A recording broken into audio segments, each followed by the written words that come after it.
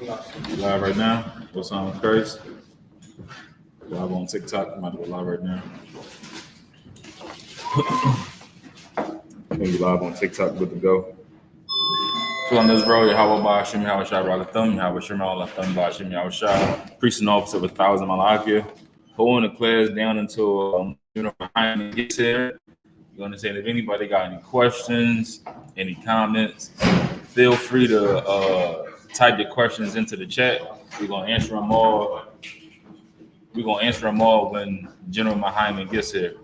We just making sure that everything's good to go. Bear with us for 1 second.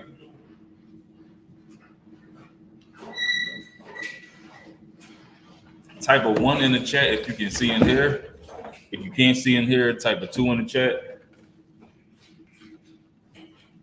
Type a 2 in the chat. What control? Which is to go. Ibach, can you give me Matthew chapter 7, verse 12? You got 3 1. You should be good to go then.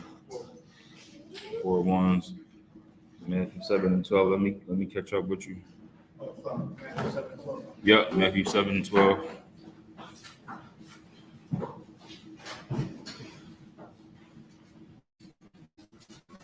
In this class, at least this portion of the class, until General Mahayaman gets here, is about making your path more narrow.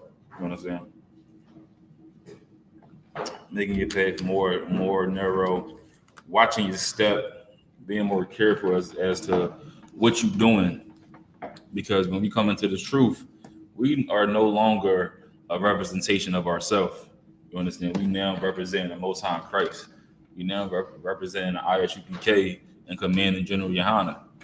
Understand? Whatever we was in the world, you know, our popularity, our status, you know, it doesn't mean anything. Now we're taking on to ourselves the reputation of the I.S.U.P.K, the reputation of the reputation of the Most High in Christ. So with that being in mind, you have to watch how you move. You gotta watch the things that you do. You gotta watch the things that you allow yourself to do. You understand? You gotta watch all these things and keep in mind that you no longer living for yourself. You no longer living to do what you want to do. You no longer living to do whatever it is that comes into your mind. You living with a purpose now, and that purpose is to serve the Most High. You understand? To serve Christ. You understand me? So, give me Matthew chapter 7, verse 12, Baba Shaw. This is the book of Matthew, chapter 7, and verse 12. Therefore, all things whatsoever ye would that men should do to you, do ye even so to them. Mm-hmm. For this is the law and the prophets. It says, therefore, all things whatsoever ye would that men should do to you, do even so to them. Which is saying, you know, do to others what you would want done to yourself. You understand? It say this is the law and the prophets. What law is it referring to? It's referring to when Christ was talking about, you know, how can you claim that you love God, which you have never seen before, but you hate your brother and you see him every single day? You understand? That's the law. So like that's the law that is referring to, and that's pretty much twofold. You know, in one sense, of course, it's saying, you know, you wouldn't want, of course, someone to sleep with your wife. So you shouldn't sleep with someone else's. You know, that having a good conscience is underrated, and a lot of people don't have that because of what they do. You know, that's why a lot of brothers, they can't fully commit to a relationship. You understand? They have trouble trying to commit to a relationship because they know that when they were single, they were sleeping with other brothers' wives. And they knew that the woman they were sleeping with had a husband. They knew that.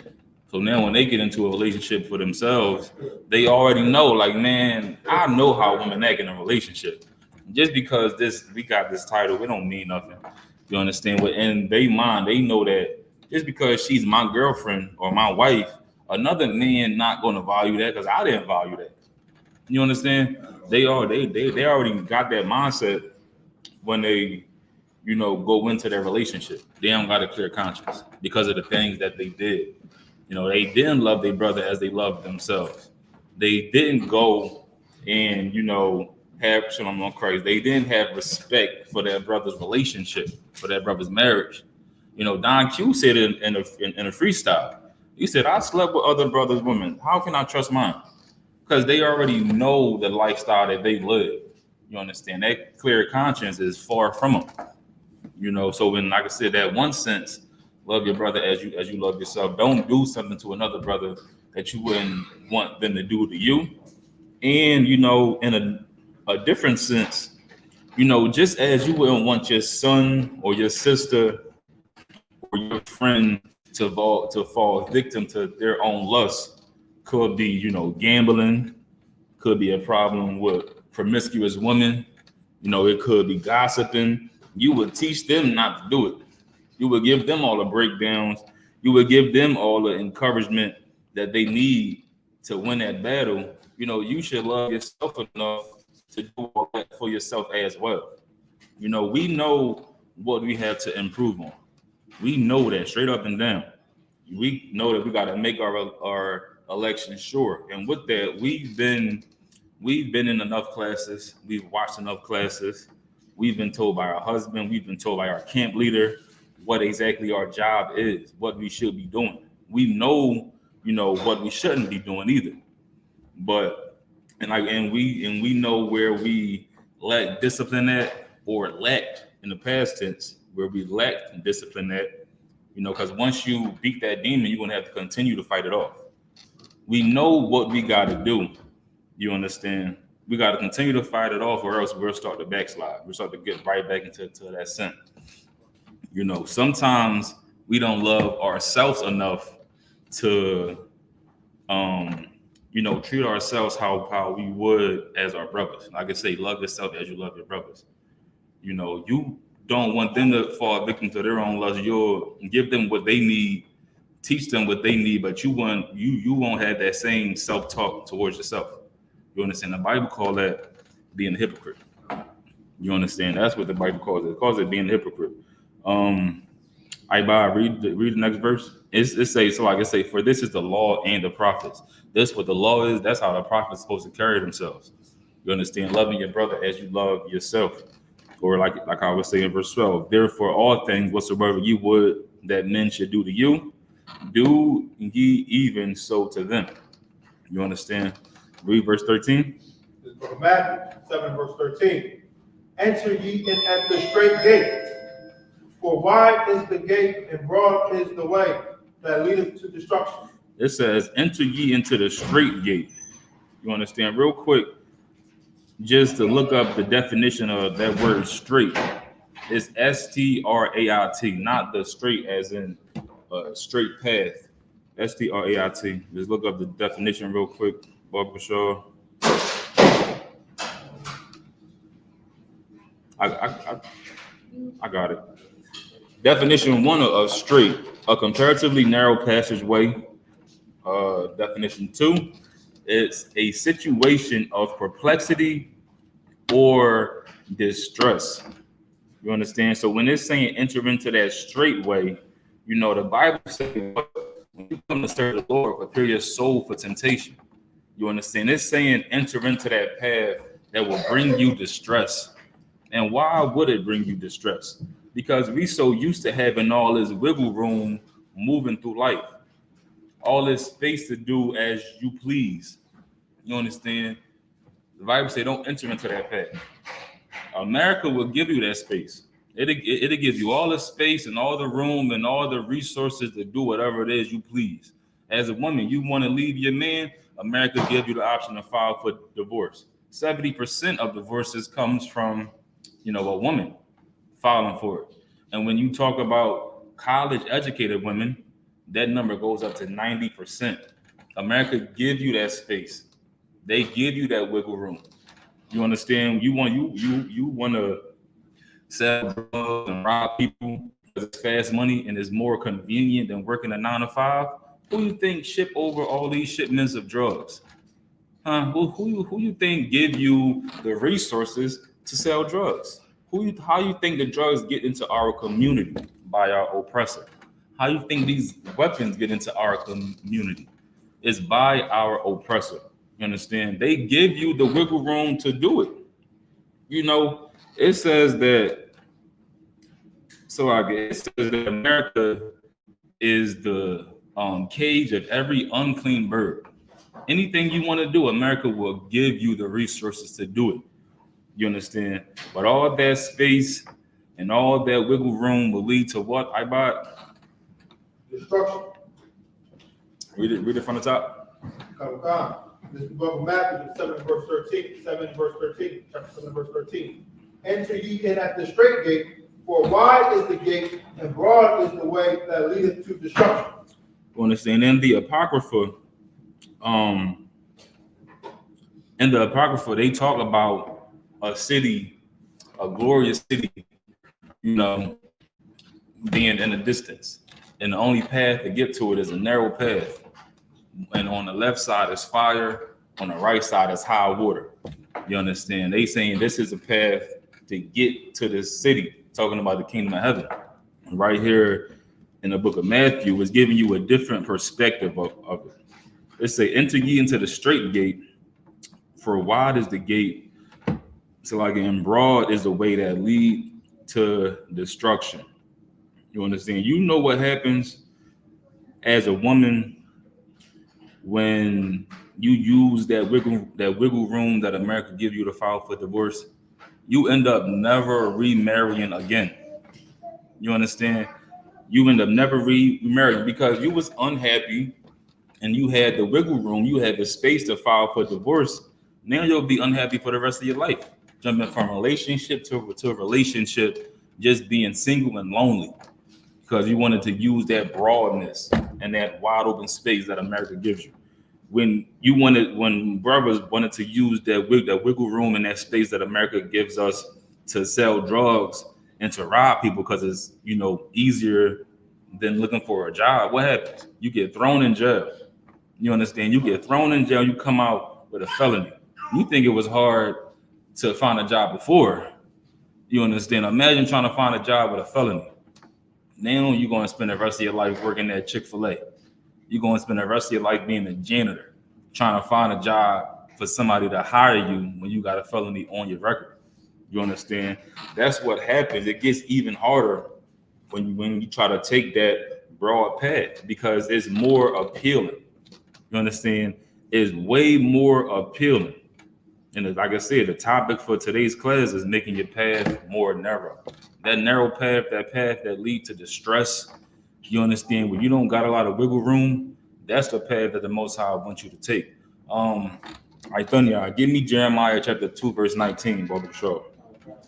You can continue to read this. And many there be which go in thereat. And many which be that go in thereat. You understand? This is the path that everybody wants to take because it's so convenient. That's what America wants to promote, a place of rest. You understand? A place that's just comfortable. The Bible says this is not our rest. But America wants us to think that it's just so glorious, it's so happy, you can do whatever it is you want to do. You understand? It's so appealing. The American dream is work hard and one day you have enough money to retire. You understand? You'll be able to do whatever it is you want to do. You want to be LGBTQ, they got a whole entire organization for it. You understand? You want to go against your husband. You want to sleep with other brothers' wives. America promotes it so much in these songs, in these movies, in these shows. It make it seem like it's a place that's just glorious, a place to behold. Like when the disciples came into that city and they asked Christ, hey, you see all these buildings, all these tall, beautiful buildings, all these tall, beautiful structures. You understand? Christ said what? Ain't not one stone gonna be left upon another. Even though this place looks beautiful, even though the ways that America gives us look so appealing, it will lead to destruction because that's what this country is leading to. Understand? Everybody getting ready for that third world war. Everybody getting ready for it.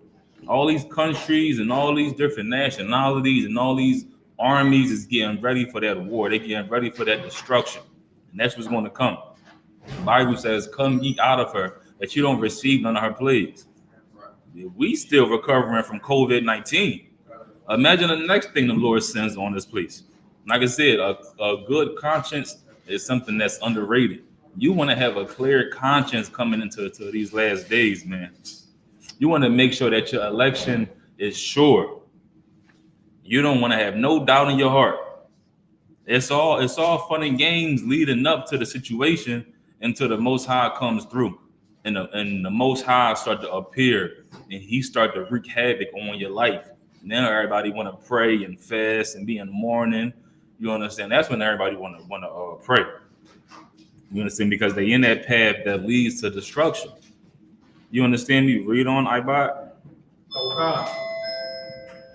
Verse 14. Because straight is the gate, and narrow is the way. It say that many is in the broad gate, because straight is the way and narrow is the way. You understand? That narrow path is something that a lot of people don't want to be in. They don't want to be in that path where you got to watch your step. They don't want to be in that path or that lifestyle where you can't do whatever it is you want to do. So they're going to choose that path that allows them to do whatever it is they want to do. Allow them to have all this wiggle room. Read on. Which leadeth unto life, and few there be that find it. It says, and few there be that find it. Not only is everybody, not only is this path difficult, Shalom on Christ, dang, he brought a whole feast. Not only is this path narrow, is it going to cause you distress because you can't move how you used to moving, but there's few people that even find it. You understand? And even fewer people that complete that walk. You understand? Like how Captain Howard said, 1WEST to the death. It's not just a song, that's a lifestyle. And you got to live this lifestyle until you die. It's few people that even find this path, and it's fewer that walk it because it's so narrow. Everybody want to be in that broad path, man. You understand? Everybody want to be in that broad path. When you come into the truth, you gotta really stop trying to find loopholes. That's what being in the truth is about. Stop trying to find loopholes. Stop trying to find wiggle room to do whatever it is you want to do. In your marriage, you'll say, "Oh well, this person not doing this, so I'm crazy." Say, "Oh, this person not doing this, or this person is doing this, so I'm gonna do that. I'm not going to do this and that and the third." What you're really doing is trying to find a loophole, some wiggle room to do what it is that you wanted to do since you stopped doing it when you came into this truth. You just trying to find an excuse to do what it is you wanted to do. Like I said, you got to make your path more narrow. Our motto is no excuses. Stop trying to give yourself an excuse to do what you want to do what you used to do in the world. Got to make that path more narrow. Take that narrow path. Get off that broad gate. You understand? Get up out of there because it's going to lead you to destruction. It looks good. It looks fun and nice and well, but it's going to lead to destruction. You understand? Read what you got, Jeremiah 2:19. This is the book of Jeremiah, chapter 2, verse 19. Thine own wickedness shall correct thee. Read it again. Thine own wickedness shall correct thee. Before we go short, let me catch up with you real quick. If anybody got any questions, any comments, type them into the chat. We'll get with them once General MAHAYAMAN gets here. Jeremiah chapter 2, verse 19. It says, thine own wickedness shall correct thee. You understand when, when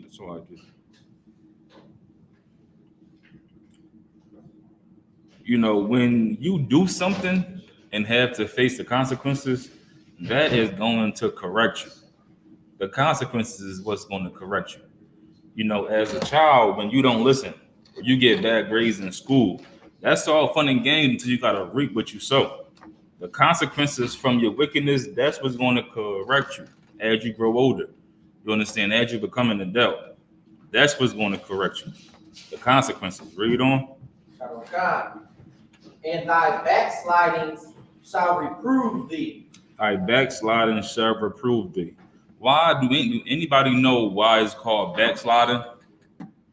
I'll just pose that question. Anybody online can answer it. Anybody in the class can answer it. Why is it called backslide?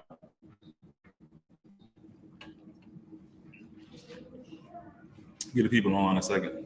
Go ahead and come out. Going back on your word. Going back on your word. Give me some more. How did you go back on your word? Go ahead. Abide. Yeah, what's the process of going back on your word? Somebody online can answer the question. Gonna give them some time. It's called backsliding. The answer is in the name.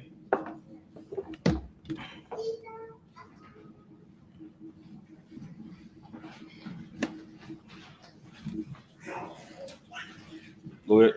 Is it like as you moving backwards instead of moving forward? Because you're moving backwards, right? I take what y'all both saying. You moving backwards, you understand? You're not moving forward. It's about the process of how you're moving backwards. It's not just you completely jumping back into the sin. It's you sliding slowly back into that sin. That's why it's called backsliding. It's not like you just take a big leap right back into it. You understand? Satan, his best attribute is how subtle he can be. You understand? He'll be real subtle with you as far as you going back into that sin. The Bible says once you rid yourself of this demon, it's going to leave you, but after a while, it's going to come back. It's not just going to make you jump right back into it. It's going to ease you slowly back into it. That's why they call it backsliding. Go ahead, Nakar. If I could, like, a lot of us brought on anger and wrath. You come here, you get counseling, you get correction, you get, the lessons on in training, maintaining discipline. Then, Satan some way, somehow gonna try to work his way in back, to get you to be back that old man. That's what you want to fight. Yeah, Satan is going to try to bring you back into it slowly. That's why, like how Nakar said, you got to work on eliminating these triggers. You understand? If you got anger issues, get some counsel to help you have more discipline, have more patience. You understand? That's a trigger for most people. You just lack the patience.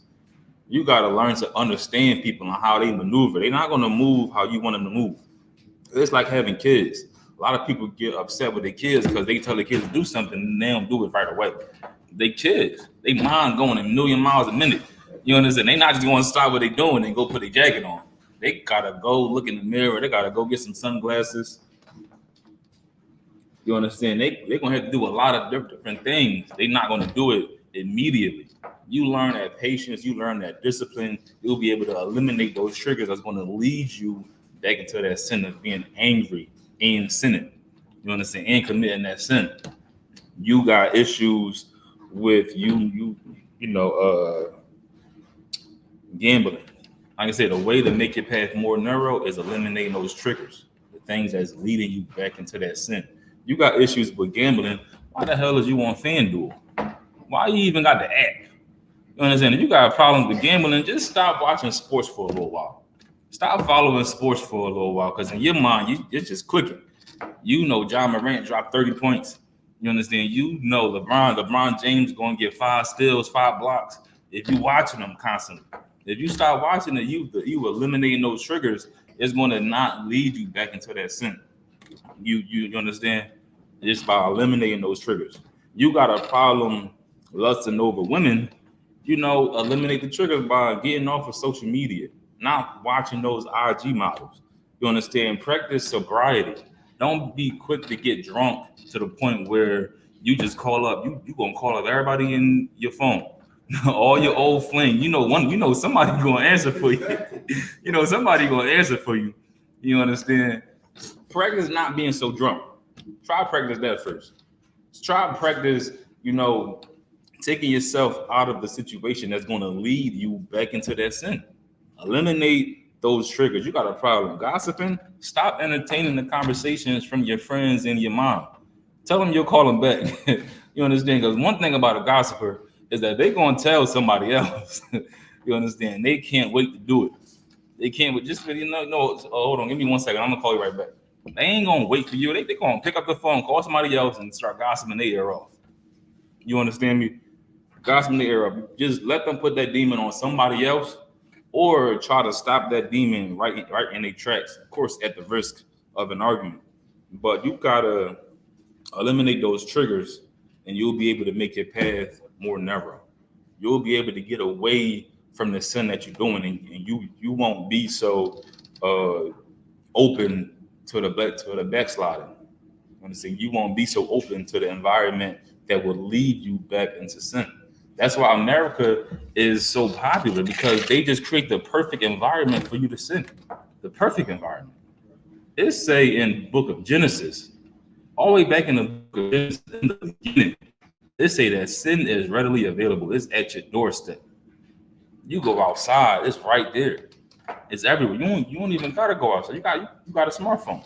It's right there. It's one phone call away. Whatever it is you want to do, is one phone call away, one swipe or one click away. You understand? America makes the perfect environment for us to go against God, and they make it look so appealing, man. Make it look so appealing. They don't say pork and shrimp is unlawful. They say it's a delicacy. They say it's the other white meat.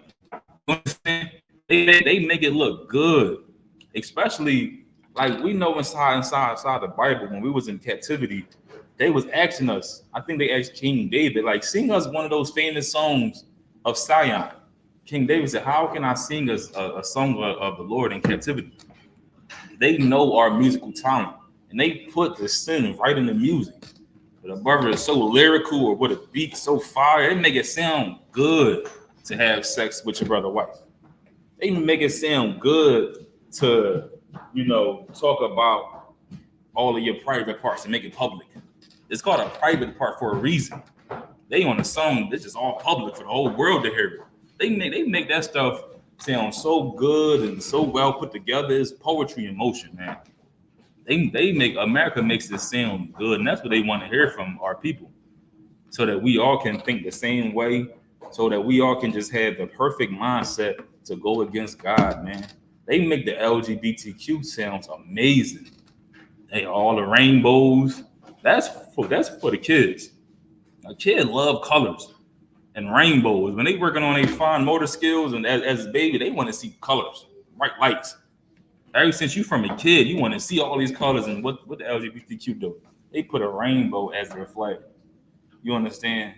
They go and make it seem like, oh, they got rights and they're so strong, but they don't tell you about the other side of that. They don't tell you about how they got to be LGBTQ. They don't tell you about all of the abuse that they had to suffer, and that this is just a coping mechanism, or all of the domestic disputes they got in their own homes. America make this stuff seem so appealing, selling drugs. What? You can make $1,000 just by handing somebody something? What? America make it look so good. You got a problem with somebody, don't have the discipline and the patience to talk it out. You understand? Don't have the maturity to be the bigger man when you would just shoot them. It make it just sound so appealing, man. America gives, like I said, they give you the perfect environment to go against the Most High. If you want to make your path more narrow, you got to eliminate those triggers. You got to get yourself out of that equation. Get yourself out of that environment that's going to allow you to continue to do the thing that you know you should not be doing. You understand? Whatever the case is, I know everybody watching this know clearly something that they was told not to do, but they struggle with it. When the Bible say make your election sure, it's not, thanks to the I.S.U.P.K and Commanding General Yohanna, we know exactly what we need to do to make our election sure.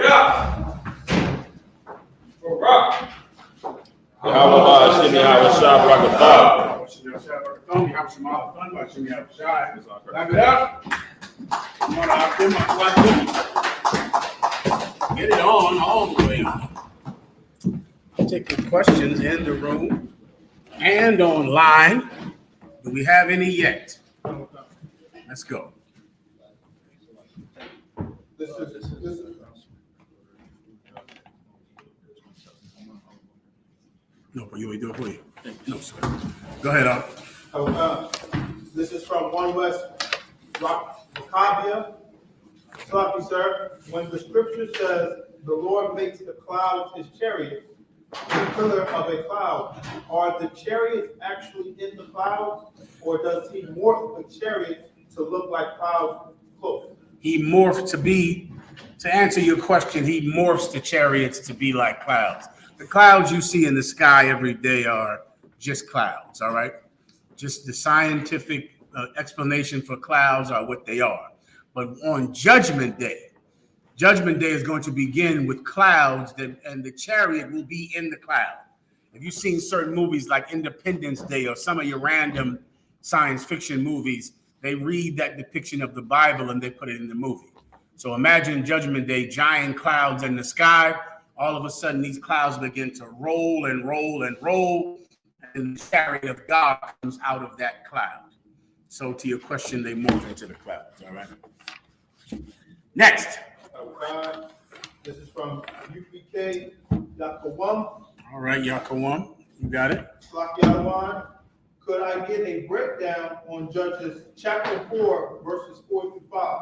No problem. Let's go. Specifically, why and what was Deborah judging? Why and what was Deborah judging? Before I do that, let me make this announcement. I want to make January 27th. I.S.U.P.K. Baltimore will be having a food and clothing drive. Clap it up for I.S.U.P.K. Baltimore. January 27th, Baltimore. Food and clothing drive. I.S.U.P.K. D.C., Virginia and Delaware and Philly and Trenton will be joining Baltimore in this event. Give all of those schools a hand. The location will be Penn and North in Baltimore, Maryland. Penn and North in Baltimore, Maryland, all right? So go ahead and get your situation together. What question you wanted to ask me?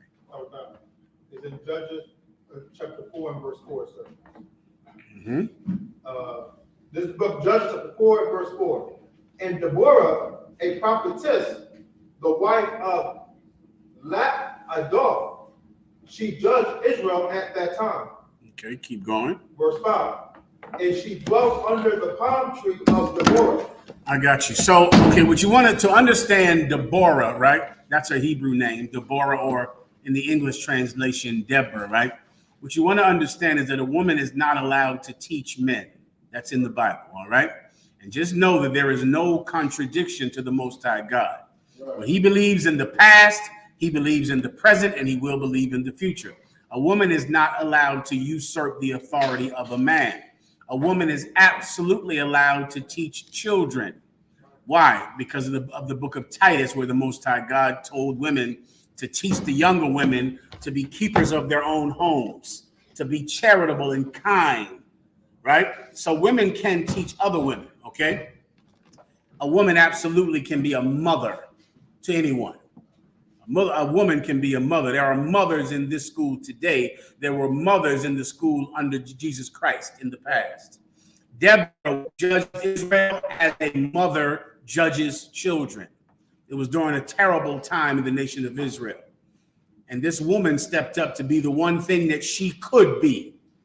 And that thing was a mother. And because of that, Deborah is remembered to this day because she was a mother unto the nation of Israel.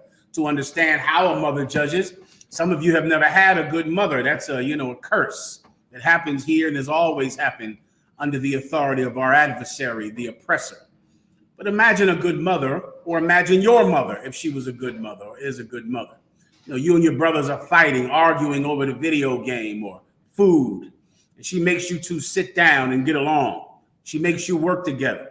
She makes you learn. She makes you go to school. She solves your disputes as a mother could solve your disputes. A mother's job is different than a father's job. It's a completely different job. Both of them are judges, but a mother is not a judge the way your father is a judge. And I believe everyone will understand. I'll give you a few precepts. Let me give you a mother. Let me give you a judge. Give me the sister in the Bible who saw Christ when he was young. And when Christ came in to get his circumcision with his family, there was a woman who came and saw Christ as a baby. And she said something to him that was a prophecy. You can give me that precept. I believe her name was Anna. That's in the New Testament, all right? That would be a perfect precept to how a mother judges. A woman, a woman can be a preacher and a priestess and a goddess and a queen outside of the UPK. You can do any evil thing that the preacher over that church wants you to do to gain more money from the stupid women in that church. But if you want to be a woman of God, you cannot usurp authority over a man. You cannot teach. But you absolutely can be a mother. And this nation needs more of them. You understand? Go ahead. You have what I need. Go ahead. This is the book of Luke, chapter 2, and verse 36. And Anna, and there was one Anna. Of every woman. So she went and gave that prophecy to the head of the nation of Israel. The head of the nation of Israel listened to that prophecy, and he decided that it was truly a prophecy from God, and he acted on it, and it happened. I just gave you a synopsis of the story of Deborah in the Bible, all right? Now here's another sister whose name was Anna. Tell me about Anna. Go ahead. And there was one Anna, a prophetess, the daughter of Phanuel, of the tribe of I.S.U.P.K. This sister was an Asherite, like a Colombian, all right? She was an Asherite or someone from Venezuela. Continue. She was of a great age. This was an old woman. Old woman. Go ahead. And had lived with an husband 7 years from her virginity. Pause 1 second. Think about that when you want to be a prophetess, right? Women respect you because you have so much experience about men, don't they? You women love for a woman to teach you something because she knows men. She knows about every penis size, the type of penis that's good, the type of penis that's bad, this type of man that should be doing this, where these men should be taking you, where she's been. This woman has so much experience because she's a whore. So because of that, she can educate girls on the different many types of penises that are out there and what type of penis they should experience and what restaurants are good and what she should do. Her experience is why you should not listen to her. That's the reason you should ignore everything she's saying, because of her experience, right? Really, she's just a woman who has accumulated a lot of pain from making bad decisions, and now she's trying to let you do the same accumulation. Oh, this wasn't this kind of sister. This woman did what? She was a widow. So read that again. She was of a great age and had lived with an husband 7 years from her virginity. 7 years from being a young girl. She was with the same man. Then her husband died. And after he died, she served God and nothing else. Think about that when you go to your prophetess in your church. How many husbands has Juanita Bynum had? Now she's single, working on a fresh new victim, and he's going to be her ex. That's all you're ever going to meet. A dumb bitch is only going to meet future exes. That's it. You're meeting your future ex. When you're dating, you're meeting your future ex. When you're talking to them and Instagramming them and sending them nasty pictures, you're talking to your future ex. That's what your preachers are doing, right? This woman here, after her husband died, she devoted herself to her people, to the service of God and nothing else. This is a real prophetess. This is the real one. Keep going. Verse 37. And she was a widow of about 4 years. What does that mean? 4 years. That's plenty old. 84, Tawada Benjamin. Now you talk like that. I don't know. That's how you talk. 4 score. I'm fine. How old it is again? 84 years old. You meet an 84-year-old woman today, she's still hunting a man. You know what I'm talking about, right? You see older. What's the oldest woman that you saw out there still trying to meet a man and get a man? How old? Say again? 80 years old. Go ahead, sis. How old is she? That's rough, man. I encounter them all the time, and I go, damn, this woman is 70, 80, and still like, I need to meet somebody. You're about to die. Meet somebody. You need insurance. You need life insurance. You need someone that'll take care of your final expenses. Imagine being 80 and you're still out there hitting the dating scene. That's a rough thing, man. I don't want that for you. That is not something that I want for you. Jesus, in the car. If I could, sir, that's where it's heading to. It's headed. It's there already. It's there right now. This is not something that's going to happen. This is all over the place. Some 70-year-old woman. Yeah, you know, I need to meet a man that's like this. You need anybody that will lower your coffin into the ground, that is strong enough to take care of your final expenses and put you in the ground when the Lord calls. You're still dating? You're still looking for a man. Anyway, this woman, when her husband died, she devoted herself to the Most High God. She was a real mother. I met a few women like this. Commander General Yohanna, I used to know his mom, and she was like this. She was exactly like this. This was her. Devoted herself to those children after she lost her husband for the rest of her life. Well, if you want people to respect you and look up to you, you could get it. You could get it. You have to do more than run your stupid mouth, though. Keep going. Which did what? Which departed not from the temple. Well, this doesn't sound like Juanita Bynum, no. She did not leave the temple. Stayed there. Never left. Continue. But served God with fastings and prayers. With what?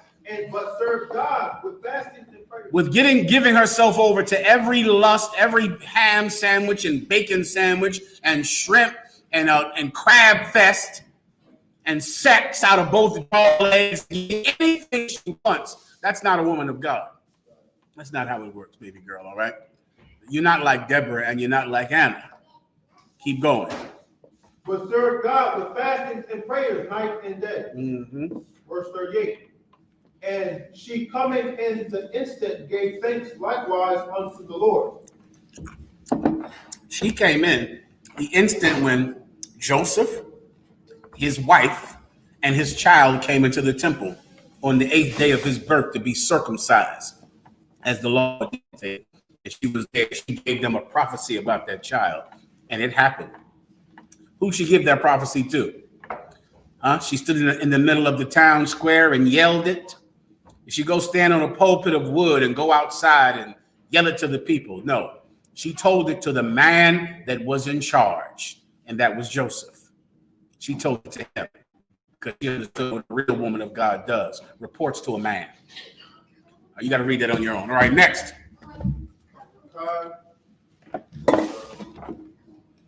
Go ahead, warrior. Like, why do people in the world assume that Christ died at age 33? Because people say he did. That's all anybody is doing now. Anybody is going to listen to some dummy, some preacher that says that. That's it. That's the answer. All right, next. So, we got a question from Black Knight. All right, Black Knight, let's hear it. Can I get a breakdown on Matthew chapter 3, verses 13 through 17? Why did Christ want to get baptized by John? And I need a breakdown on the dove and the lightning in verse 16. No problem, Black Knight. I'll explain it to you. Let me give it to you in a nutshell, okay, because of my time. The reason that Christ knew it was absolutely necessary to get baptized by John the Baptist is so that all of John the Baptist's followers would stop following John the Baptist and start following him. And that's in the Bible. I'm virtually quoting what he said, all right? That's why he had to do it. You can go through the story, but you better go fast. Give me the story about John the Baptist and why he did what he did, all right? That's why. Because the entire city of Jerusalem came out to John the Baptist to be baptized in that water. And you know, John the Baptist and Christ knew each other. They were cousins on their mother's side. They knew each other well. But John the Baptist had a giant movement that was so popular, and everyone loved him. And John the Baptist's movement was something like every movement. Eventually, it was going to stop moving and come to nothing. And that's so many popular movements among Black people and Hispanics to this day. They start off big. Marcus Garvey. Oh, my God, that was 3 million people. 3 million people. The Million Man March. The March on Washington. There's so many Christian and Black and Hispanic movements that you think are going to change the world, don't you?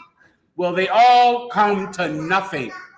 Jesus Christ went out there to let everyone who follows John know, follow me and don't follow John anymore. Follow me. That's why he went. I'll give you a little bit to explain, but what I'm saying is written in the Bible, all right? Next. I mean, you can read a little bit for the brother. Our God, this book of Matthew, chapter 3, verse 13. Then came Jesus from Galilee to Jordan unto John to be baptized of him. Verse 14. But John forbade him. Saying, John did what? Forbade him. John forbid him, meaning John said, no, I do not let me baptize you. No, I will not baptize you. That's what John said. Go ahead. Saying, I have need to be baptized of thee. What did John say? I have need to be baptized of thee. You should be baptizing me. I shouldn't be baptizing you. Why does the Baptist religion still exist today? It's a belief that should have been gone 2,000 years ago. John said it. You should be baptizing me. Continue. And comest thou to me? But yet you're coming to me. Go ahead. Verse 15. And Jesus answered said unto him, suffer it to be so now, for thus it becometh us to fulfill all righteousness. Suffer it to be done now, meaning just let me do this. I understand what you're saying. But it's up to us to fulfill all righteousness, to accomplish all righteousness. And I'm here to accomplish something righteous today. I'm here to take your members, to take your flock, to take your followers. That's why I'm here today. I have to fulfill this because it's right. Now, if you need more proof, you're going to skip up to when John said, "What I baptize with water, but one cometh after me that shall baptize with the Holy Spirit." Meaning, stop baptizing with water if you follow Christ. John baptized with water, but he shall baptize with the Holy Spirit. Yet still, you Christians and fake Israelites are dunking yourselves in water, still following John the Baptist, when even John the Baptist didn't want you to follow him. Everyone understands. I believe I broke that down for you. That's all the Black Knight needs right there. All right, next. Our God, Trooper in the 1WEST said, can I get a breakdown on Mark chapter 9 verse 43? No problem, Trooper. Go ahead. Christians try and say this is hell in the Bible. All right. See me one more time, please, warrior. There's some of the brother eating. Do me a favor in the car. You sure? You in the car to grab it? It's lucky. Go ahead. Throw out in the car. Go ahead. Throw out. This is the book of Mark, chapter 9, verse 43. Mm-hmm. I And appreciate it. if thy hand offend thee, This microphone's good up here. That's where you want it. Go ahead. Say it again. and if thy hand offend thee, cut it off. Oh, this is an important Hebrew Academy UPK precept. If thy right hand offend thee, cut it off. Go ahead. It is better for thee to enter into life maimed than having two hands to go into hell. What is it? What's the trooper's question again?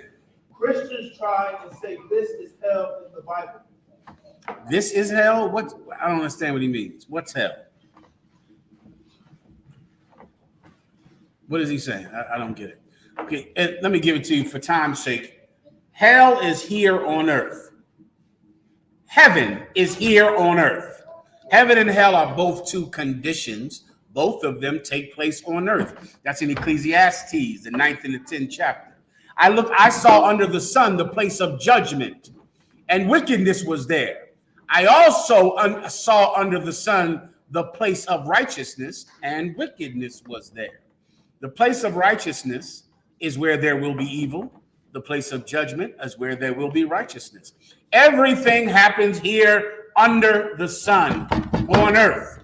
You're going to have to make this world a better place instead of dreaming of leaving this world. There is no leaving this world. Either you'll be here a sinner in hell, or you'll be here as the righteous in heaven, but you're going to have to be here. Everyone understands. And that goes for you oppressors out there that think you can go to Mars and go to the moon and go leave the earth after you destroy the water and destroy the air, and you go escape with Jeff Bezos into Mars. You're going to be found there, and you'll be brought right back down to earth. Everyone understands. Is that enough for the brother or not? I don't know what are they saying? The precept you might need is fear not him that shall destroy the body. That's what you need, all right? To cut Christians with. Fear not them that shall destroy the body. Someone can read that if they would like. Officer in the back.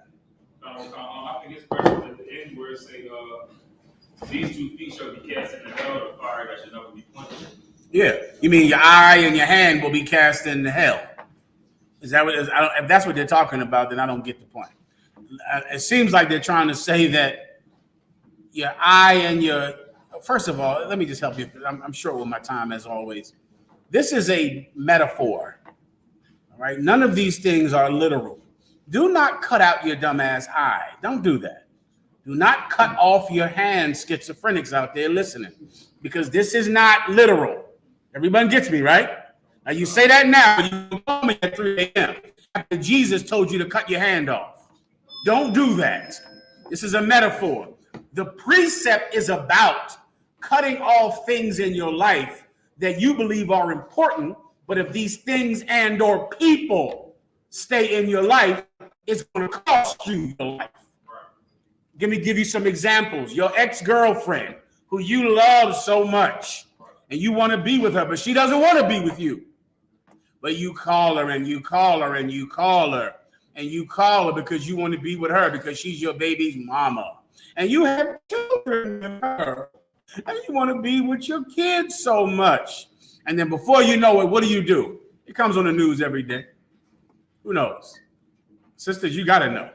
No one knows about this? That woman that a brother can't give up, even though she's with another man, she's moved on, but those are his kids. And so he can't leave her alone, even though she said, stop calling me. What happens? You better know before you get your future ex, sis. Say again? He unalives her. That's what he does.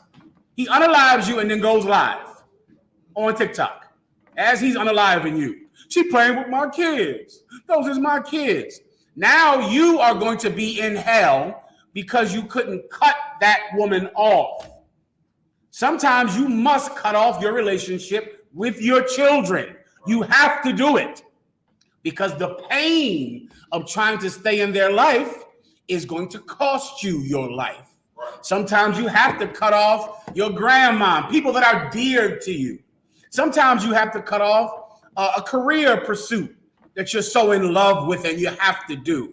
Why do you think people in Hollywood are performing oral sex on men to become famous? Who knows why? Because they truly need to be famous. They want to be actors. They want to be comedians. It's dear to them. It's more important than their hands or their eyes. Sometimes you got to just say, listen, I will work down at the factory rather than be a comedian because I'm not doing those things that I have to do to succeed in this field. It's better that one member perish and the body perish not. You have to cut off certain things to save your life.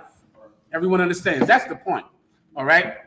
The metaphor is using cutting off things that you need, like your hands and your eyes. Well, listen, in reality, you cut off that bitch or your excuse my language, you cut off your grandmom, your family. Mainly that's what Christ is speaking about anyway, is cutting off your family. Because those were his enemies, the families of the people that he was teaching. Right. Everyone gets it, all right? That's why he said, I came not to bring peace, but a sword. For I came to set a man at variance against his own household, the mother against the daughter-in-law against the mother, the father against the son, yea, and a man's enemies shall be them of his own household. Christ is talking about cutting off your family. That's the point, all right? Everybody gets the point. I got to go, all right? This is not talking about hell. Give them the precept to prove that. I quoted it earlier. Fear not them that can kill the body. Rather fear them. Say again. That's it. Luke 12:4, please.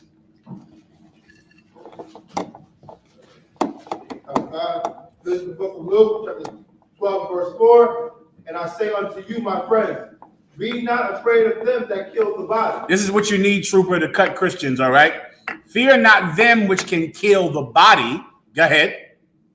And after that, they have no more that they can do. But after that, they can't do anything else. All these people can do out here is unalive you. But that's small to a man that is no coward. That's nothing because they can do nothing else after that. Continue. Verse 5.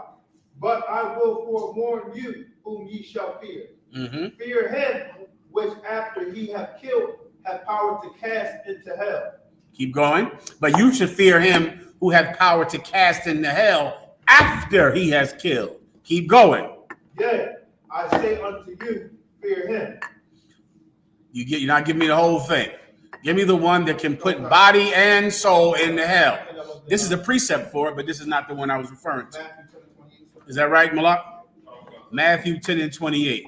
Meaning after the Lord kills you, then he can put you in hell. In the back, Captain. You need him. Good. After the Lord kills you, then he can put you in hell. That hell is not talking about going to another place. You're going to be in hell on the earth. The Most High will unalive you and bring you right back here, and now you're born to another terrible family and having another terrible life. When what you can do is serve God, and then when people unalive you, you'll come back to a family in the truth who is kind and righteous and courageous, and now you'll know that heaven is on earth. Everyone understands. Go ahead. This is from Matthew 10 verse 28. And fear not them which kill the body, but are not able to kill the soul. Fear not them which kill the body, but are not able to kill the soul. Go ahead. But rather fear him which is able to destroy both soul and body in hell. Read that part again. Able to do what?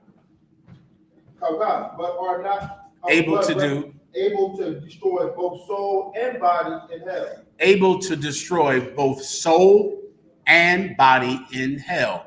Now, according to Christians, does your body go into hell?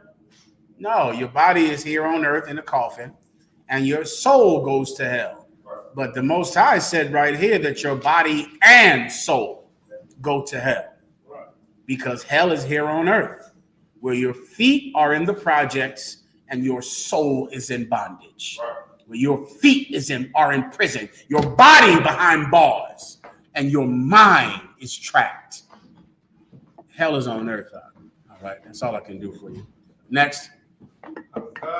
Young man Simeon says, Slaughter, how does one correct the spirit to not lust after woman?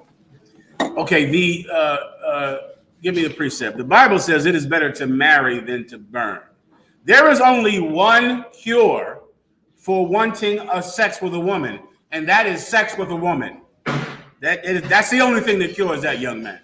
Nothing else cures that. Precept. Give it to me first before I move on. It's in the New Testament, warriors.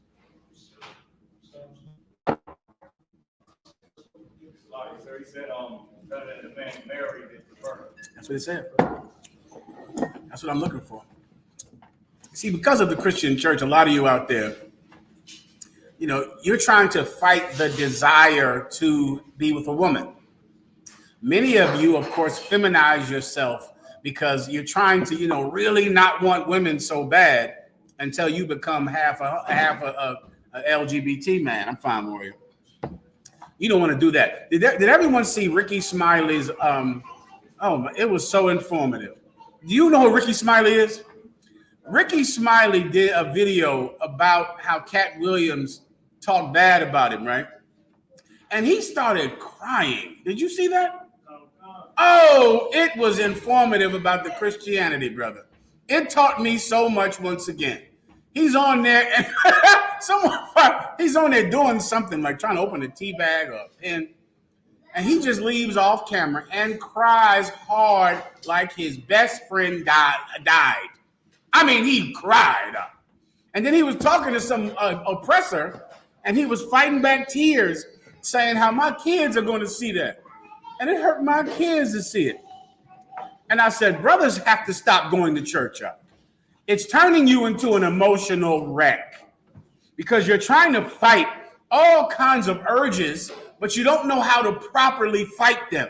So in essence, because you're fighting masculinity, you enforce femininity because you're trying to not be a man who wants sex and who wants to fight. So I would just get more into Jesus and loving and singing, and you turn into half a LGBT. Someone put the Ricky Smiley thing up here. Ricky Smiley is in church about as much as you breathe air and drink water. He's sitting up in that church. Stop going to church. Give me the precept I asked for first. Oh God, it's a book of 1 Corinthians. Tell me if you can hear him, Akin, all right? Come on. It's the book of 1 Corinthians, chapter 7, and verse 8.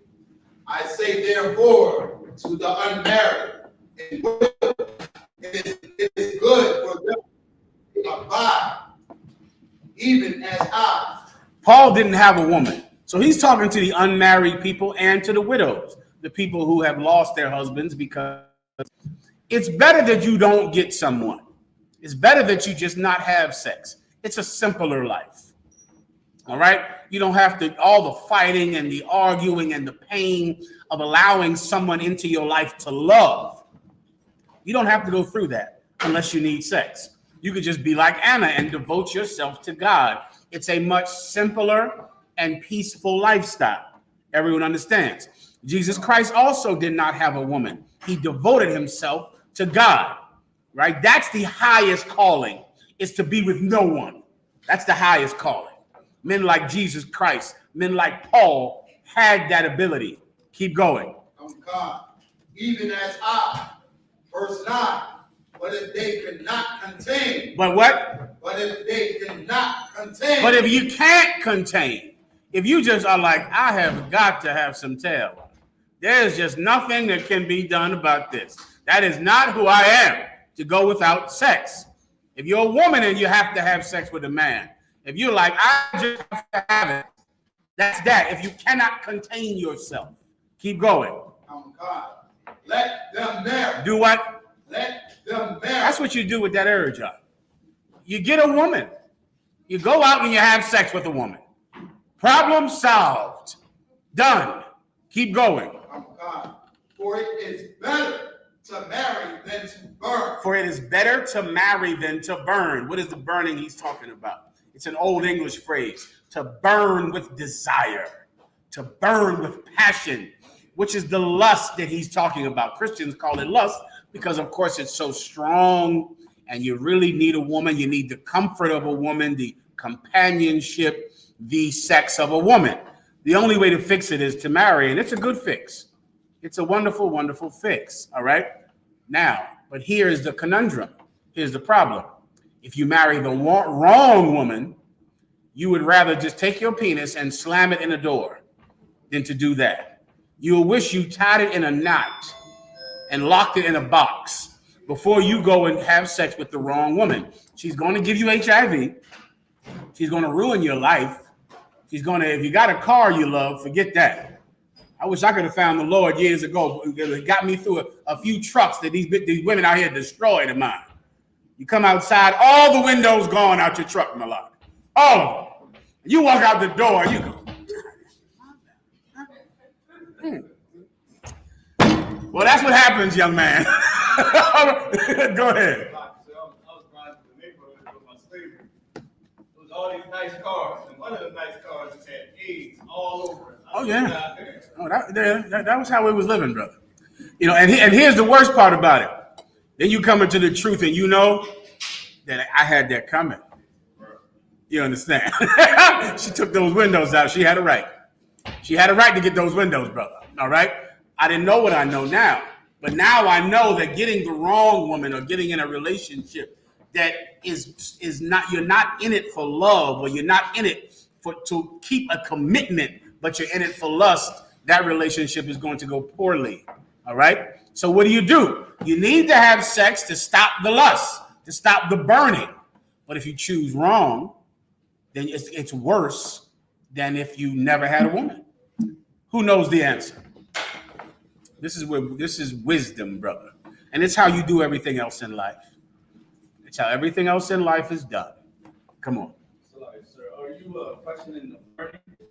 I'm just saying, what do you do? You're a young brother like this young brother. He needs sex. His question is, how does he stop the need? The only way to stop the need is to have sex, right? It's to get a woman. But if you choose the wrong woman, it's worse than death. So what do? That's all. That's all. Come on, Malak. How do you do that? Choose the right woman. What does that mean? She had big breasts. She had a big butt. She works on my job. Right? She said hi to me. I asked her what her name was. She told me. I called her and she answered. She is the right woman. She's single. What does that mean? The right woman, sister. Okay, you getting out. You getting on it? You coming around the corner to it. But okay, this might be a better way to answer this question or to ask the question. What do you do when you want anything else that is very important and you don't know how to do that thing now? Let me ask this young brother right here behind you, Marah. What's his name right here? This brother. What's your name, Up? Say again? Kenyon? What do you want to be when you grow up? What career do you want? Say again? I can't hear him. Sports. What kind of sport? Boxing and basketball. You want to do that professionally. You want to earn money. Can you do that right now? Can you earn money boxing and playing basketball right now? So, but you want to do that in the future. So what are you doing now then to achieve it?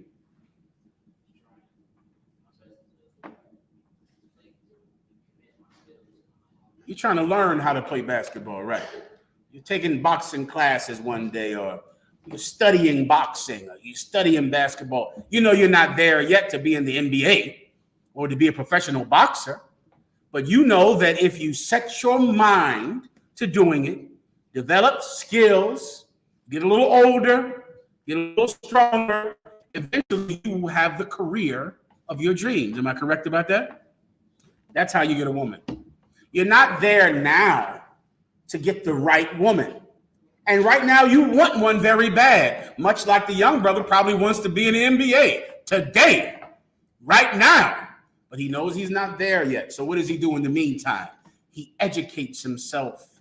He trains, knowing that one day he could make it to the NBA. Well, you want a wife. You want to have sex right now, but you don't want to be in child support court. You don't want to be in jail. You don't want her to have sex with your best friend. So what do I do now? I learn about women. I come to class. I ask questions. I develop an education in women. I train. I become the kind of man that women want. That's enough. That'll take enough time for you to do. There is a kind of man that the best kind of women want. There's a kind of man that an evil bitch does not want. You have to train to become irresistible to a righteous woman. Where a righteous woman will just see you and go, oh my God, what I got to have this man. Let me show you who's done it. Turn around to Captain Akkad right here. Women love Captain Akkad. Put Captain Akkad on the camera. He know what he's doing. Everybody laughing because you know it's true. And listen, women love Captain Akkad. They love him. I get so many calls about Captain Akkad. You know what Captain Akkad says? Oh, no, sir, I'm sorry. I won't be able to do that. Salakia, what do you know? The sister is wonderful. But he turns down so many women. And he ain't the only brother. There's tons of brothers like that in here. Where everybody is calling, and they always call about the same brothers. And the only thing they have in common is that this brother embodies the irresistible spirit that is in the UPK, and women love it. They're very attracted to it. Take your time and develop that. You work on all those things and building up being the kind of man that a righteous woman must have. At the same time, what are you learning? You're learning how to pick the right one. You're learning things about yourself that you have to change and fix. But before you know it, you're going to make it to the NBA. I pray you understand. Next question. This is from Yahawada Salakia. Is masturbating on a woman without intercourse considered sex? Listen, this is a family show here. I know I might say a profanity word, or profane word sometimes now. But let's not be ridiculous. You ask that question in private to your camp leader. All right?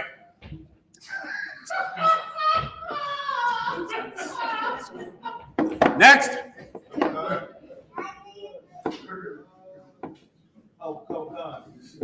come. Mhm. Officer will come, checking in from Houston, Ottawa, Sloppy, sir. If I may, with grace and mercy, what tribe is Gullah Geechee falls in?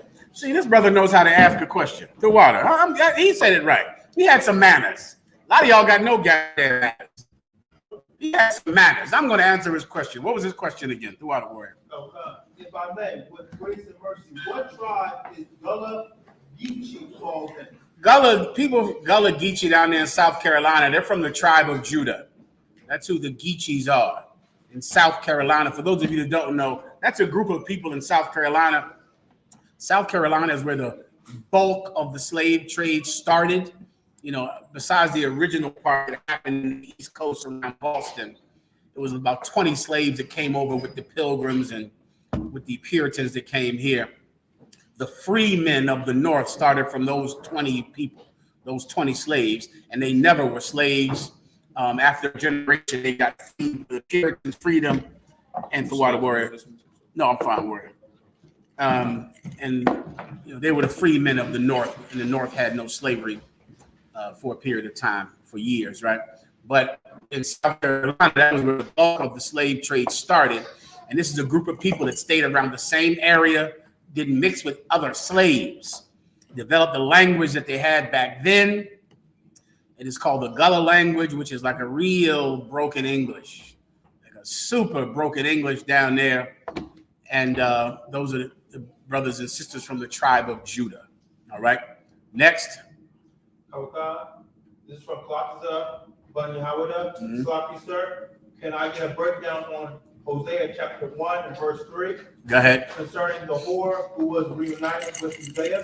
No problem. Is that scripture allowing a brother to take back a bread after committing adultery? No, it is not, Ak. It is not allowing you to take, and even the word allow is ridiculous. Let me give you the premise. I just talked about cutting people off, right? Here's the problem here. If your woman goes and cheats on you with another man, right? I mean, and this will be hard to get, right? Because of selfishness. Let's say your woman, she goes and cheats on you with another man, right? And then, of course, this brother has done what? He's taken your wife, hasn't he? Your woman. But then now she says, listen, I want to be back to you. And you think I should take her back because she is, come on, who can answer? Sis, you can answer. Sorry is where it starts. She's sorry. She's your woman. This is your wife. This has your kids. The premise itself is flawed because she's not your woman. She's his. What about him? That's his woman now. So really the question is, can I take his wife? That's your question. Sir, this is my ex-girl. Am I allowed to take another man's wife because she's my ex? Now the question, you're framing it in the reality of what you're doing. When you take back your ex-wife, you are committing adultery with another man's woman. That is his woman. He loves her. He calls her every night. He gave her his body and talks to her. He needs her money now and to live in her house and to stay over there because he got no place to stay. Now he's staying in that house. Can you steal another man's woman because she used to be yours? What about her ex she had before you? Can he come back and claim her and say, nigga, you leave because she was with me before she was with you? That sounds crazy, right? Well, then you can't take her back either. If a woman cheats on you, that marriage is over. It's done. You're not married to her anymore. She has a new husband, and he must be respected because you wanted somebody to respect you, didn't you? Everyone understands, right? So what is this precept talking about, then? What I just said is in the Bible, okay, as everything is, which I shouldn't have to prove by now. But I always can. I always can. What is this precept speaking about? Read it. Oh God, this book was Hosea, chapter 1, verse 2. The beginning of the word of the Lord Hosea. And the Lord said to Hosea, go, take unto thee a wife of whoredom and children of whoredom. Go, Isaiah. You go marry a wife that's a whore. And go take children of that whore. You go do that, Isaiah. Go ahead. For the land hath committed great whoredom. Why? For the land hath committed great whoredom. For the land has committed great whoredom. What does the land mean? Does that mean the grass was a whore? The trees were a whore? Come on. The people have all become whores and worshiping other gods. So you go, Nakar, you go marry a wife that's a whore and then have kids with that whore. You go do it. Keep going. Departed from the Lord. The whole land has departed from the Lord, meaning all of the people have departed from the Most High. They don't keep his laws anymore, his commandments anymore. They left me. Now they've decided to be Muslims and Christians and Buddhists and Democrats and Republicans. So you go out and you marry a slut that will leave you and have kids with her. Continue. Verse 3. So he went and took Gomer, the daughter of Diblaim. So he went and got this woman. Keep going. Which conceived and bare him a son. And that this woman conceived and bare him a son. Go ahead. That was basically. I damn near gave you the point just now. I damn near gave you the point. Come on. It's right. If you want, you can read it. Okay, verse 4. And the Lord said unto him, call his name Jezreel, for yet a little while, and I will avenge the blood of Jezreel upon the house of Jehu. So then he went to go name these children different things that have biblical meanings and references, because that's the point. I'm trying not to give you the answer. What's the point? Well, first of all, if the point is for you to go out and take your wife back, then does that mean that the nation of Israel should become whores and rebel against God? Because that's exactly what it said above it. Go marry a whore because the whole nation has fallen to whoredom. So does that mean that all of the Israelites should worship false gods? Of course not. It doesn't mean that. This is a point, Akim, that the Most High is trying to make, that I have to move on for time's sake. The Most High is trying to make you understand what you're putting him through by putting you through something so that you can understand it. What thing will you understand if you go marry a whore?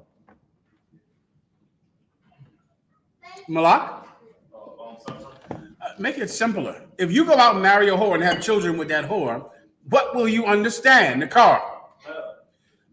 Bring me right home. There's a thing you will know. Come on. You're not bringing me right to the door. I got to give it to you. If you go out and marry a whore, you're going to know, never marry a whore. That's what you'll know. And at that moment, you will realize what you have put the Most High God through. You've done this to him. You go marry a slut and have kids with her.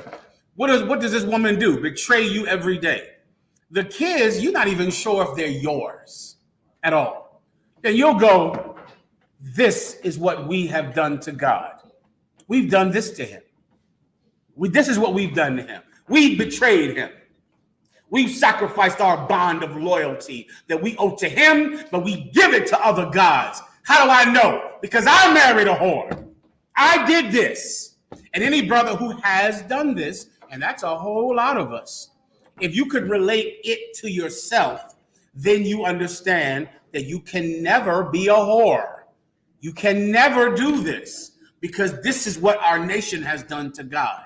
That's the point. The point is not saying go marry a whore. Isaiah is trying to tell you about his life, what he did in his life, and how he knows why these things happen. Raise your hand. You married a terrible woman in the world. Raise your hand. Ooh, wee. Now, if you could remember that, and you relate that to how you should treat God, right? If you go, man, that woman did this to me. She cheated on me. She betrayed me. If that now, I'm trying not to give you the answer. Raise your hand if knowing what that woman did to you makes you understand God better. You know, now you understand the Lord better. Now I have another question. Who had you marry that woman? Not as easy to answer, right? Malak? Who? You were in the world. Can anyone say an evil has happened in the city and that the Most High have not done it?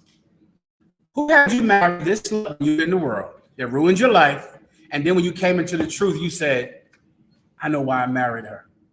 That's why I went through that. That's why that happened. I'll ask you again. Who had you marry that whore? in the car? The Most High. He did that to you. Who put you in jail? The Most High. Who had you married? Who had you be born in that family with those uncles who hurt you? The Most High. He did all that. He did that for today, knowing that one day you would be in the truth and you would go, that's why my mother was like that. Now I know I better never be like her. That's why my uncle was like that. Now I know I can never be like my uncle. That's the point. All of the pain and tragedy of your past was tragedy God caused for your education later. That's what Isaiah is talking about right here.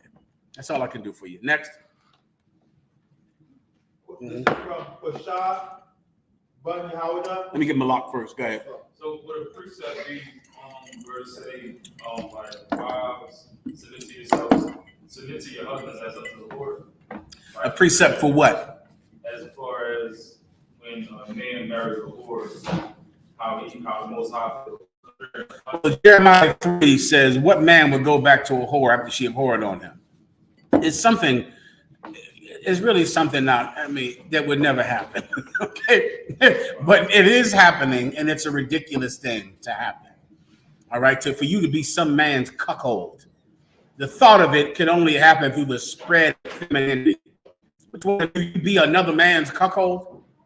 Some man out there seeing your wife naked, had all the body parts all in his mouth and his and hers. What do you go do? Take her back and hug her? Go on Instagram with new pictures y'all took going out to dinner at a kid's party? So he can look at you and laugh and laugh. You never been in the world before? You know what other men think of men that go back to a woman that cheated on him? Do you even know? Sometimes I think you don't know. I think you don't know how men look at you. How they look at you like, look at this, hugging her and kissing her. You know where that mouth has been. You know what? Go be with your baby's mama. I can't do this all day. Go be with her. Enjoy. Enjoy. Just go be with your ex. Love her. Lord knows you can't find anybody else. No women want you. So go and be with some slut who is whoring you 10 times. I'm sure she won't do it again because you can't get anybody else. So yes, go be with her. After you do it, then just come tell all of us what happened so we can all learn never to do it. All right? Then you'll be like Isaiah. Okay, good to go. Next.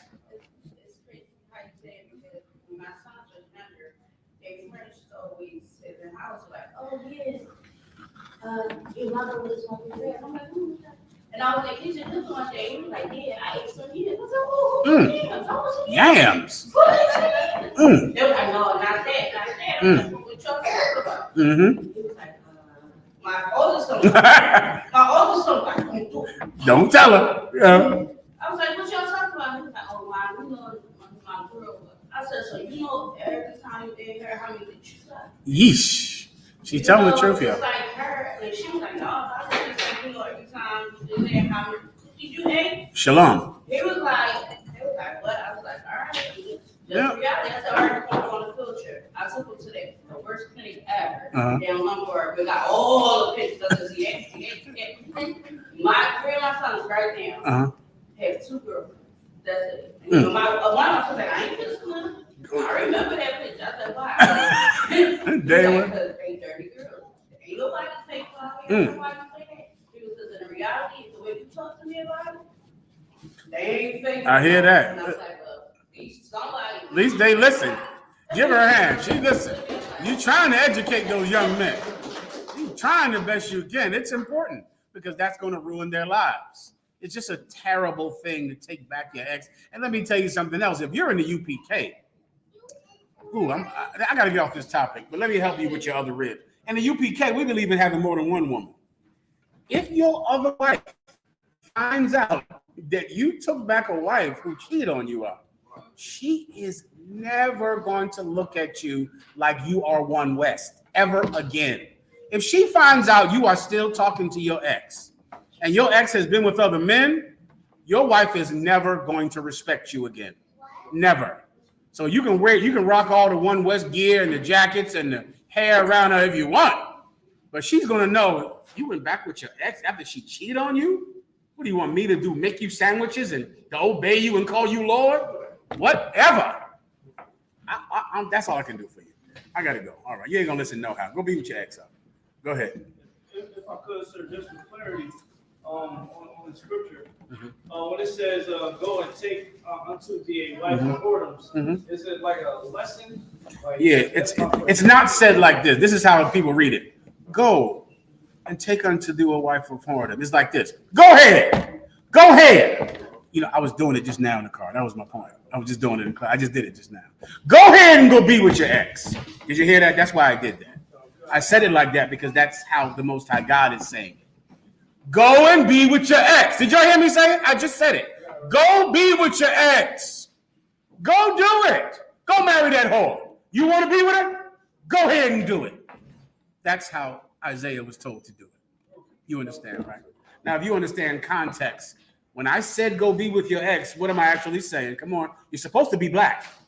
You're supposed to be Latino. You're supposed to understand how we talk. So when I said, you want it, nigga, go ahead and get it then. Go ahead and do it. Go be with that hoe.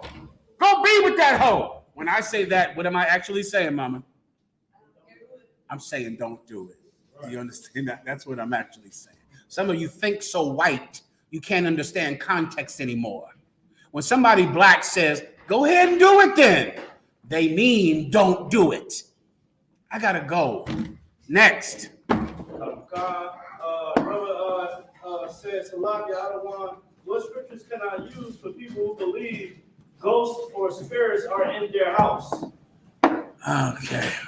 You believe, you're all scary, you watch a lot of the movies. Let me give you something. You can do the one with the man who had the demons and the demons went into the pigs. He jumped into the water. You can do the cat who dwelt in the graveyard and he would tear at his flesh. I would probably go there. Let me help you with something. There's no such thing as ghosts, baby girl, young man. Ghosts are not real. Let me also help you with something. There is no such thing as a witch that sits on your chest. You are crazy. That doesn't exist. It's called sleep paralysis. Alexa, what is a witch sitting on your chest? Alexa, have you ever heard of a witch sitting on someone's chest? The Witch is a 2015 drama film. Alexa, stop. How can I ask her this question? What do they call it? Some name for it. Y'all believe in that? What do y'all, when the witch is on you, right? When the witch is sitting on you, right? What is she called? Go ahead, sis. Salakia, I see. Alexa, what is it called when a witch is on your back? Witches riding your back is a term used to describe sleep paralysis. It is a sleep disorder that can cause racing heartbeat, breathlessness, or coughing. It is believed to be associated with spiritual beliefs and is thought to be caused by a witch sitting on the chest trying to take the soul. Yeah, see, I would have you be educated and not such an ignorant bastard your entire life. The problem is you're ignorant. That's all. And a lot of you love ignorance. You love superstition, don't you? You got crystals at your house, don't you? You got to turn. Your house stinks of sage. Your house smells like a sage dinner. You believe that sage is warding off evil spirits. You're kissing under the mistletoe, I know, at Christmas. That's another witchcrafty thing. Sleep paralysis, baby girl, is this. When everyone, you ever have a dream that you're running? Raise your hand if you had a dream that you're running. Raise your hand if you had a dream that you're flying. Raise your hand if you had a dream that you're driving in a car going to your friend's house. Right. Why don't you actually get up and run? Why don't you actually get up and drive the car? Who knows? Sleep paralysis. There's a chemical released in your brain, from your brain, that paralyzes your body, or else you would actually get up and walk around the house, right? People that sleepwalk are not getting enough of a release of this chemical. So they actually get up and walk outside because they're not getting enough of this chemical. But normal people, your body is paralyzed every night, which is why you do not get up and walk around. It's called, even though your brain is walking around, it's called sleep paralysis. There's a time right before you get up the chemical is beginning to wear off. And at that moment, your brain is awake, but your body still can't move. So you feel like, I'm trying to get up, but I can't. Oh, that's that bruja. That's that witch. The witch is on my back, just like my mama said. In the name of Jesus, get this witch off my back, and the Jesus, Lord, and Jesus and the Holy Ghost. You're an ignorant idiot, and that's why white people rule over you to the extent they do. You better go to school. You better get something in that dumbass head of yours because you're ignorant. After you wait a little while, before you know it, you're able to get up because the chemical is off your body, and you can get up out of bed and go ahead. It doesn't have to be a witch on you. Your grandmama told you, your mama told you. That was acceptable before the internet and books and libraries. By now, you just choose ignorance, all right? There's no such thing as ghosts. Let me ask you a question. How much does that witch weigh? She's a ghost now. How much does a witch weigh? No one wants to answer? You hear somebody knocking around in your room. Knock, knock. What's that? That's a ghost. That's a ghost. Does the ghost have hands? The brother asked earlier about these hands that go into hell, right? Does a ghost have hands? The young brother said, no, you're right.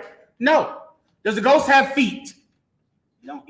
A ghost does not have a body at all. So how would the weight of a ghost keep you down when they're a spirit? See, you're ignorant. And Commander General Yahanna doesn't promote ignorance. That's what all these books are about. That's why we have a school and not a church, because we promote education in here. All right, there's 1,000 precepts. I already gave them to you. I got to get ready to get the hell out of here. Got about 10 more minutes. Who has anything else? You want to believe in ghosts? Go ahead. Go ahead and do it. Listen, just get that witch up off you every morning and get your black ass to work, or you're getting fired. Just know, when you walk into work and say, I'm sorry, it was a witch on me till about 9:15 this morning. I'm fired. What you mean I'm fired? What? Next. Someone asked, Salakia, so where do we go after we die? Well, this is where we go, sweetie. After we die, your body is eaten by worms, and your soul, which can never die, receives a new body. And that new body comes back into a new baby on your father's side, of the same race, the same nation, in the same condition that your people were in. Reincarnation is where you go to after you die. You go before the Most High first to receive your judgment for the life that you lived, and then you come back into the earth to live out that judgment. Jesus Christ said this. Jesus Christ said, ye that are with me now shall be with me in the regeneration, sitting on 12 thrones, ruling over the 12 tribes of the nation of Israel. He told this to Peter, and he told them they would be with him in the regeneration. Everyone comes back, but you're coming back here. You're coming back here. Everyone understands. Next. All right. Brother asked, can I get Shalom Yahweh, can I get a brief breakdown on the book of Enoch and why people say it exists? All right, the book of Enoch exists because white people say it does. In the beginning of the book of Enoch, if you read the beginning, you know, before you go into the actual body of the book, it says this is not actually the book of Enoch. The book of Enoch is mentioned in the Bible, like the book of Jasper is mentioned in the Bible. Later on, in about the 1970s, different oppressors wrote a book and just named it the Book of Enoch so that people could worship it and act as if it is the actual book of Enoch that has never been kept and was not kept for history, was not kept in the Dead Sea Scrolls, was not kept in the Qumran caves, is gone because the Most High's will is that it would be gone. Some white man just wrote things down and named it the Book of Enoch. It's the same as the Book of Mormon, which is nothing. The Apocalypse of Mary, which is nothing, which is a novel, a fiction novel written by some white man that lived in the 70s probably, all right, or late 60s or 80s in some cases. And that's all it is, Doc. It's nothing else, all right? The Bible says, seek ye out of the book of the Lord and read. None shall want her mate. There is no other book you can join with the Bible. The Apocrypha is in the Bible, in the Qumran caves, in the Dead Sea Scrolls. With it, always has been with it, until the Catholic Church removed it. Right? It was in the ancient scrolls. Next. Salaki, sir, it seems like a sister asked, if we can't afford tithes and the Passover fee, which should we pay? Which should you, what should you do? Should you not be a homosexual or not eat pork? Which one should you do? Let her answer the question. Young brother got his hand up. I know you know, Warrior. That's a smart young man right there. He's smart. What's his name? Elijah. Give Elijah a hand. He's very smart. He has a light in his face because he's bright. Well done, Elijah. Good job, brother. All right. Let the sister answer the question. Any other questions? Sir. 1 second. All right. Brother had a question. If you could get a general breakdown on Ezekiel chapter 28, verses 13 and 14. He asked, is this talking about Adam or Israel? Christian says it's Satan. All right. All right. This is the book of Ezekiel chapter 28, verse 13. Thou hast been in Eden, the garden of God. Every precious stone was thy covering. Thy sardis, topaz, and diamond, beryl, the onyx, and jasper, sapphire, the emerald, and the carbuncle, and gold, the workmanship of thy. This is what's the question again? Is this talking about Adam or Israel? This is talking about Israel. Next. Right. I think we pretty good on the. Any questions in the room? Solid. That's all the questions. Let me do mine. Good. You got it. Sister Lockett, sir, do you have to continue to perform marital activities once married? For example, you need a man to get into the kingdom, but your other one has multiple women and you no longer want to have intercourse with them. However, that would not change how you feel about him. Just don't want to be performing those activities anymore. I told you. How does that work? I'll explain. Give me 1 second, all right? Okay. Let me get me the Los Anuncios together. The water to the Yashikar. Yashikar gave me a Spanish class on TikTok this week. Give him a hand. I want to see more of you Judites learn Spanish. I want to see you learn this. I went out to California, brother, and the brothers out there in California, you embarrass me when you order Mexican food too. I'm embarrassed by it. Out in California, the brother said, "Yeah, can I get 2 tortillas and a carne asada?" I was embarrassed. Learn Spanish. And the Mexicans, y'all brothers are too polite. You don't correct the brother. Tell him he's wrong. Tell him he's wrong for saying tortilla. Tell him he's wrong for saying carne asada. Talk to him. We're going to learn Spanish in here. Everybody understands. All right, let me get it together 1 second. Carne asada. All right. Okay. All right. What's your question again, Salakia? Okay, sir. It says, Salakia, sir, do you have to perform? All right. Okay. Let me give you the scenario. This is a sister that has a husband in the truth. She's in the truth, of course, but she was raised in the world. All right. And it's very difficult when you come into the school to be born again. Right. Being born again is not magic. It's something you have to work at. So you get a Hebrew name, you love the truth, you love the school, you love the UPK 1WEST, but you still have a behavior that is very similar to women in the world. So your husband, he has another woman now. So now you don't want to have sex with him anymore. A lot of you think once your husband gets another woman, you know what you're going to feel? You're going to say, I'm getting an itch on my vagina that I didn't have before. I'm getting my pH my balance is off now. It must be because of that woman out there. Right? That's in your mind. Do you understand? It's psychosomatic. You are psychosymptomatic. You're thinking about him with her. All of a sudden, your vagina feels wrong. Feels, your pH balance is off. Lord be with you. All right. So now he has another wife. So now, because of that, you don't want to have relations with him any longer. The sister is asking, is that okay to do? Yes, it is absolutely okay to do. This is what you do. This is in 1 Corinthians 7. You go to your husband and you ask him for a time of fasting and prayer so that you can get closer to the Most High. Your husband will decide whether or not he agrees, right? If he agrees, then you two can go a certain amount of time where you do not have physical relations. At the end of that time, you come back together again. That's in the Bible. Now, can I give you some fatherly advice, if I could, sweet baby girl? When your husband grants you that time, when he says yes, you are going to beg him to have sex with you. That's what's going to happen. Do not ask for your husband not to have sex with you when in reality, you want to have sex with him.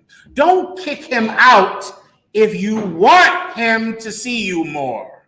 That's what women in the world do. I don't want to see you anymore. Why? Because you never come to see me. Hold up, slow down. I don't call you enough, so you don't want to talk to me. I don't come to see you enough, so you don't want to see me. So you're mad because I don't come to see you. So your solution is don't see you? Well, then why would you be mad? If you don't want to talk anyway, then aren't you happy because I don't call you? If you don't want to see me anyway, then aren't you happy because I don't come see you? You see how that's crazy? Raise your hand if you know. I know none of you know what in the hell I'm saying. I've spent 30 years talking to people who don't know what in the hell I'm talking about. Why can't I go get a hobby? Sometimes the weightlifting ain't enough. I need to go do something else with my life. Sister.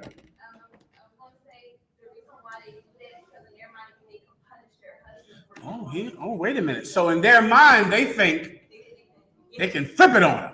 So since sister, you was going to say the same thing. Psychosomatic. It's like a psychological. Yeah. Don't. There you go. Well, this is what you're going to find in here, sweetie. Your husband is going to stop calling you. Okay? And he's just going to go have sex more with his other wife. And she's going to be getting it. Oof.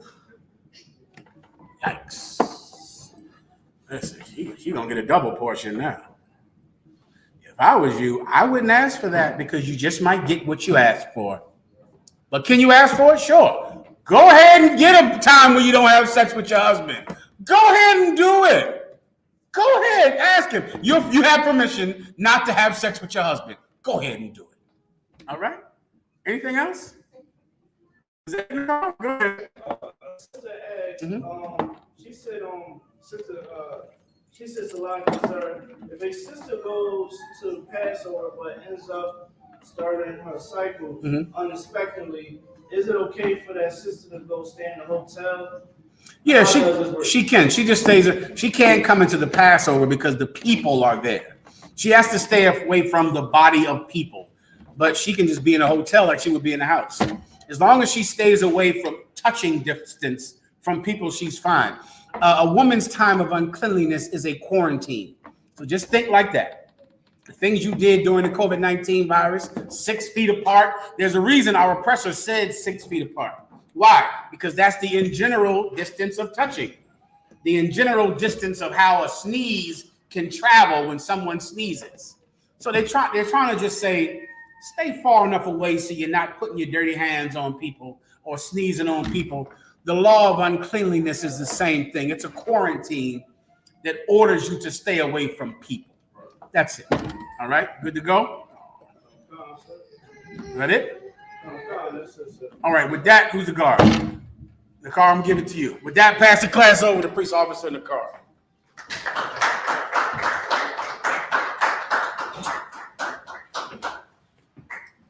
gotta do my Los Anuncios this Friday. Oh, also too, before I forget, this Thursday I will give the Cat Williams breakdown in Harlem. If you need a breakdown on Cat Williams, you're gonna get it this Thursday in Harlem. Shalom.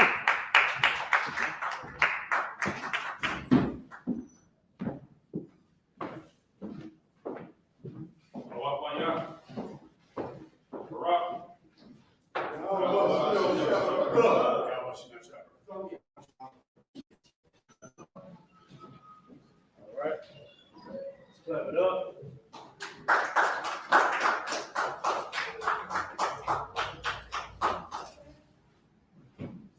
The I.S.U.P.K security announcement. We are the I.S.U.P.K started out at 1WEST in Fishery Hall, New York. Working with brother or sister, a new brother or sister that comes to the school. They are all living for 6 months. They're saluted only. They have to share themselves of the world. If they need transportation, the teacher will arrange it after 6 months. If a brother or sister has an interest in a particular person, he or she must get permission from the head to speak to a brother or sister. There's another 6 months in which the brother and sister will support each other. After the 6 month period, the brother and sister will get permission from the head to marry. Tithes is the commandment. The promise is look in Numbers chapter 18, verse 21, and Malachi chapter 3, 10. By I.S.U.P.K, remain 10th in Hebrew, 10% of every penny of any increase the Lord gives you. Give to the teacher, preach fund, free will offer to the priest, not mandatory. Whatever amount you would like, upcoming whole convocation will be decreasing forever.